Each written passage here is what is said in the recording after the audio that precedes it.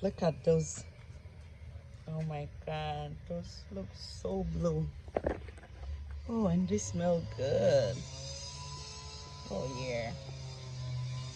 And I even replaced the front carpet, guys.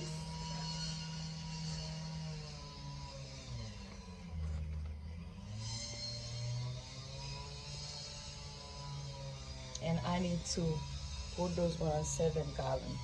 I think I need to put, yeah, I need to get two other crate pots for those one. It is very beautiful here. The front garden is nice. It's done. Look at this.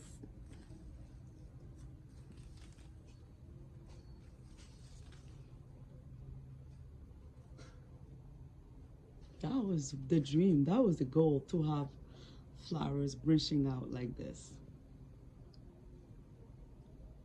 But my husband is tall.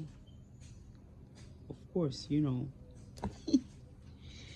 he's going to be complaining because this arch is my height.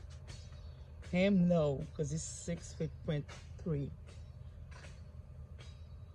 or taller. There you have to bend down. And here, make it worse.